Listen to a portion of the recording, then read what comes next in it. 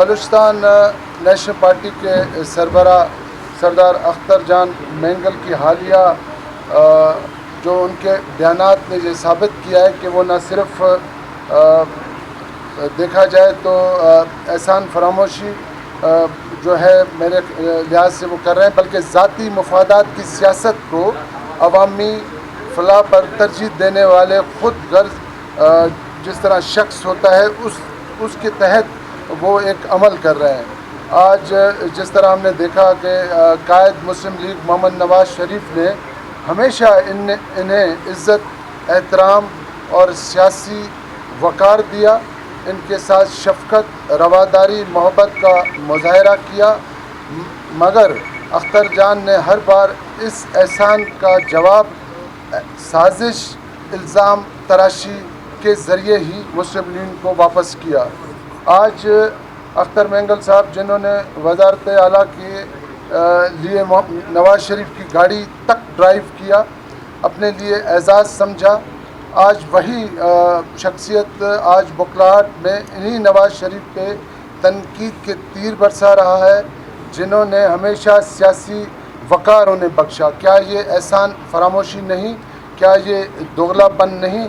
ایک طرف وہ دھرنوں اور احتجاج کے ذریعے صوبے کے عوام کی زندگی کو اجیرن بنا رہے ہیں، سڑکیں بند کر کے، اسپتالوں کے راستے روک کر عوام کے زخموں پر نمک چھڑک رہے ہیں، اور دوسری طرف انہی کے قریبی رہنما پس پردہ رابطے بھی کر رہے ہیں ہر لیول کے، اور لیگی قیادت کے ساتھ بھی اور حکومت بلوچستان کے ساتھ بھی، جو یہاں پر ہمارے دوسرے جو سیاسی اکابرین ہیں جو اپنے اسمبلیوں میں موجود ہیں، ان کے ساتھ بھی ان کے رابطے ہیں کہ کسی طریقے سے کوئی راستہ نکلے، کہ ان کو کوئی ایگزسٹ کا طریقہ کار نکلے۔ کیا یہ سوال کرتے ہیں کہ اختر مینگل دہشت گردوں کے باون کے لیے آواز اٹھاتے ہیں؟ کتنے یہاں پر بے گناہ لوگوں کو قتل کیا گیا، کبھی انہوں نے کسی کے خلاف اس حوالے سے آواز اٹھایا؟ مگر آج تک کسی بے گناہ مزدور، کسی معصوم شہری کے قتل پر ان کے منہ سے مذمت کا الفاظ ہم نے تو آج تک نہیں سنا۔ کیا یہ دورہ معیار نہیں؟ کیا یہ دہشت گردوں کے حق میں آواز اٹھانا آئینی حق نہیں؟ اور شہداء کے لیے خاموشی میرے خیال میں ایک بزدلی تصور کیا جاتا ہے۔ کیا وہ آج اس عمل سے نہیں گزر رہے ہیں؟ سردار اختر مینگل اس وقت آئین کا سہارا لے کر دنیا کو دھوکہ دینے کی کوششیں کر رہے ہیں کہ ان کا احتجاج قانونی ہے۔ ہم یاد دلانا چاہتے ہیں کہ یہی آئین ریاست سے غیر مشروط وفاداری کا بھی تقاضا کرتا ہے۔ ریاست پاکستان نے انہیں عزت، مقام اور سیاست میں جو جگہ دی، آج وہی ریاست ان کے زہر آلودہ بیانیے کا نشانہ بن رہی ہے۔ بلوچستان کے عوام باشعور ہیں، نفرت کی سیاست دم توڑ چکی ہے۔ سردار اختر مینگل اور ان کی جماعت آج ایک یونین کونسل کی سیاست میں سمٹ کر رہ گئی ہے۔ اس کی بھی وجوہات ہے، اس کی یہ وجوہات ہے، آپ سب لوگوں کو معلوم ہوگا کہ جب جام صاحب کی حکومت تھی، آخر میں جس طرح جام صاحب کو ہٹایا گیا، اس میں سردار صاحب کا اور بی این پی مینگل کا ایک بہت بڑا رول تھا، اور وہ سال ڈیڑھ سال بھی انہی کی حکومت تھی، اور یہی حکمران سب سے زیادہ بینیفیشریز تھے اس وقت۔ قدوس پسنجو صاحب ہمارے بڑے اچھے دوست تھے، آپ سب کو پتہ ہے کہ انہوں نے وہ ایک ڈیڑھ سال سو کر گزارا۔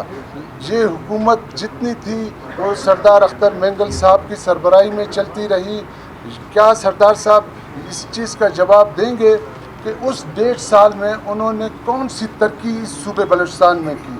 کیا وہ بتائیں گے کہ انہوں نے ورلڈ میں کون سی ترقی کی؟ ہمیں تو کوئی بھی ترقی وہاں پر نظر نہیں آیا۔ تو اسی کے جواب میں جو حالیہ الیکشن ہوئے تو عوام نے ان کو ریجیکٹ کیا۔ آج یہی کہہ رہے ہیں کہ وہ ایک یونین کونسل تک محدود ہوا، تو اپنی عمل کی وجہ سے، اپنے سیاسی طور پہ جتنے بھی بینیفٹ تھے اپنے ذات کے لیے، لیکن بلوچستان کے عوام کے لیے انہوں نے کبھی بھی اس طرح کی کوشش نہیں کی۔ تو اس کی عمل میں آپ آج ایک سیٹ تک محدود ہو گئے۔ تو ہم مسلم لیگ کے کارکن، عوام کے نمائندے اور جمہوریت کے علمدار ہونے کے ناطے یہ اعلان کرتے ہیں کہ ہم ہر اس شخص اور جماعت کے خلاف کھڑے ہیں جو ریاست، عوام اور آئین کے دشمنوں کا ساتھ دے۔ ہم بلوچستان کی ترقی، امن اور خوشحالی کی راہ پر گامزن دیکھنا چاہتے ہیں بلوچستان کو، نہ کہ کسی شخص کی خود غرض سیاست کی بھینٹ چڑھتا ہوا۔ سردار اختر مینگل کو مطمئن کرتے ہیں کہ وہ اب مزید عوام کو گمراہ نہیں کر سکتے۔ ان کی اصلیت کھل چکی ہے اور ان کا سیاسی مستقبل تاریخ کا ایک عبرتناک باب بننے والا ہے۔ اللہ پاک پاکستان کا حامی و ناصر ہو۔ پاکستان زندہ آباد، بلوچستان پائندہ آباد۔ دیکھیں، حکومت نے تو اپنے سائڈ پہ بڑی کوشش کی۔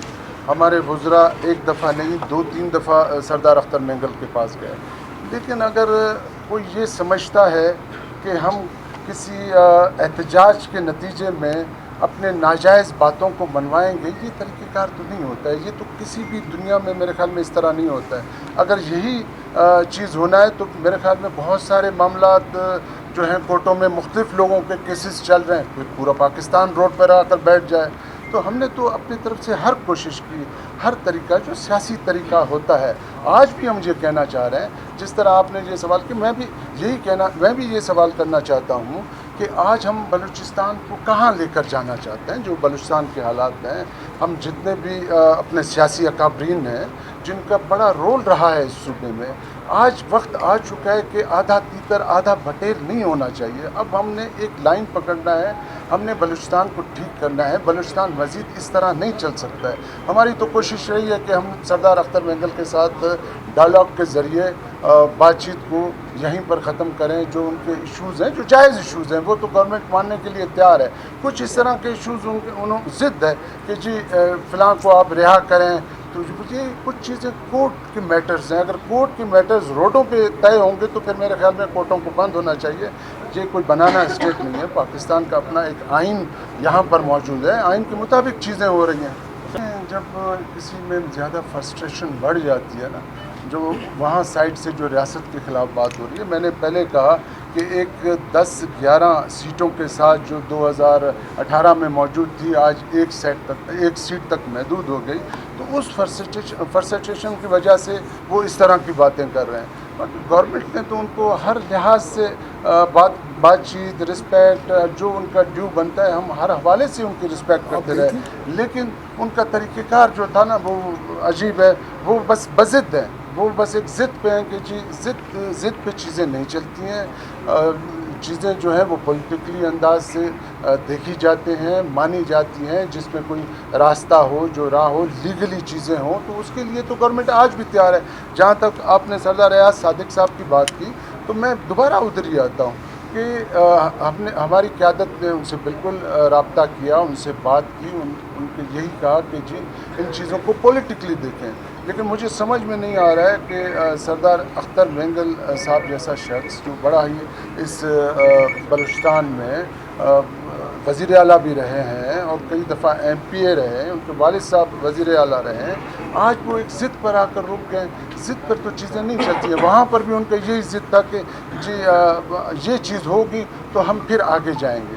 تو اس وجہ سے یہ ابھی تک معاملات ڈیڈ لاک میں ہے کہ وہ پولیٹیکلی انداز میں چیزوں کو دیکھنے کے لیے تیار نہیں ہے۔ وہ ضد پہ کھڑے ہیں۔ ابھی ضد پہ تو گورنمنٹ کسی کی بھی بات نہیں مانے گی۔ اگر ضد ہے تو ظاہر ہے گورنمنٹ کی سائڈ پہ بھی ذمہ داری ہے، وہ اس نے اپنے یہاں پر امن و امان قائم کرنا ہے، لوگوں کی جو تکلیفیں ہیں وہ ہم دیکھ رہے ہیں، ہم نے وہ ٹھیک کرنا ہے۔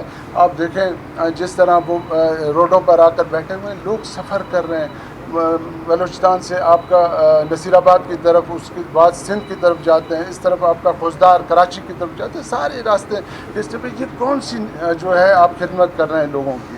یہ خدمت تو نہیں ہے، الٹا آپ نے بلوچستان کے لوگوں کو تکلیف میں ڈالا ہے۔ تو ہم یہی گزارش کریں گے کہ چیزوں کو پولیٹیکلی انداز سے دیکھیں۔ گورنمنٹ پولیٹیکلی ڈائلاگ کرنے کے لیے ہر وقت تیار ہے، آج بھی تیار ہے، کل بھی تیار ہے، ابھی بھی تیار ہے۔ دیکھیں جی، سندھ کا اپنا ایک ایشو ہے، وہاں کے اپنے معاملات ہیں، وہاں اس کے اپنے لا اینڈ آرڈر کے سلسلے ہوں گے، وہ اس تحت دیکھ رہے ہیں۔ یہاں پر جس طریقے کا رویہ رکھا گیا وہ سب آپ لوگوں کے سامنے ہے۔ یہاں پر جس طرح ٹرین پہ حملہ ہوا اور اس کے بعد جو یہاں پر لاشیں آئیں گی، میرے خیال میں اس کو ریپیٹ کرنے کی ضرورت نہیں ہے، وہ سب آپ لوگوں کو پتہ ہے۔ جب اس طرح کا عمل ہو تو آپ مجھے بتائیں کہ کس طرح رہائی ملے گی۔ یہ ابھی ڈیسائیڈ کورٹ نے کرنا ہے، ہم نے نہیں کرنا ہے۔ اور جہاں تک آپ نے کہا کہ وہ کنٹینرز کی بات کی آپ نے، دیکھیں ایک بہت بڑا ایک کاروان اگر اس شہر کے اندر آئے، پہلے ہم نے دیکھا کہ ڈاکٹر مارنگ یہاں پر بیٹھی رہی تو اس شہر کا کس طرح حالت تھا، کس طرح اس شہر کو مفلوج کیا گیا۔ سردار صاحب کو تو گورنمنٹ نے آفر بھی دی، میرے خیال میں وہ ایک اسٹیڈیم تھا کہ آپ وہاں تک آ جائیں تو ہم آپ کو سیکورٹی بھی میرے خیال میں دیں گے، ہر حوالے سے ہم آپ کا وہاں پر خیال بھی رکھیں گے، لیکن انہوں نے نہیں مانا۔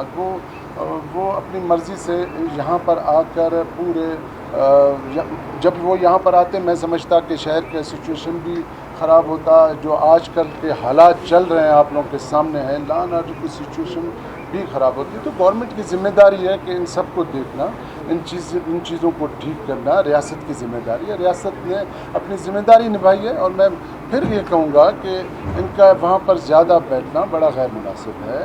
ہم آج بھی اس فورم پہ یہ کہیں گے کہ وہ مہربانی کر کے پولیٹیکلی لحاظ سے گورنمنٹ کے ساتھ ڈائلاگ کریں، ہم تیار ہیں، اور ہم ہر اس کی جو جائز مطالبہ ہوگا، جائز بات ہوگی جو گورنمنٹ کی طرف سے ماننے والی ہوگی، تو مسلم لیگ نون بھی انشور کراتی ہے کہ وہ انشاءاللہ تعالی ہم اس بات کو مانیں گے۔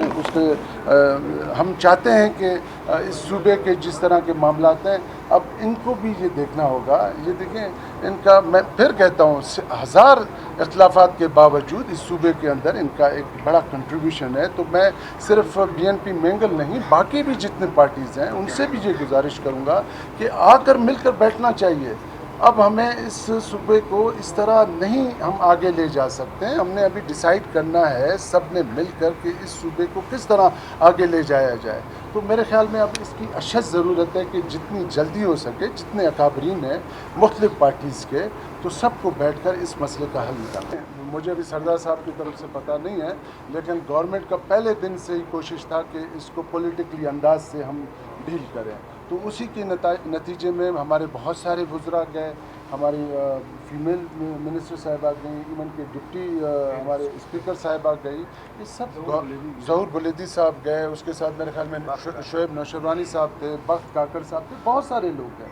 ہمارا تو پہلے دن سے ہی کوشش تھا کہ اس معاملے کو، اس ایشو کو ڈائلاگ کے ذریعے ہم حل کریں، جو سردار اختر مینگل کے جائز معاملات ہیں۔ لیکن میرے خیال میں جس طرح آپ کہہ رہے ہیں، تو وہ تو ابھی سردار صاحب خود ہی اپنے اندر اپنے لوگوں میں تلاش کریں کہ کون غلط فہمیاں پیدا کرنے کی کوشش کر رہی ہے۔